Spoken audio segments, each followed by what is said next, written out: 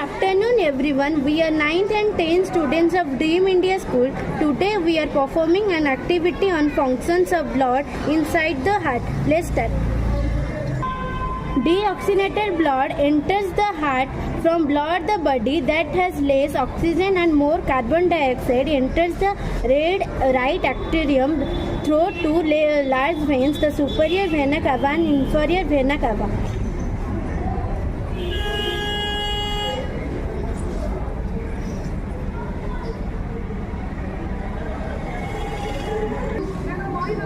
Oxygenated blood returns to the heart. From oxygen-rich blood comes back from the lungs to the left arterium through the pulmonary veins.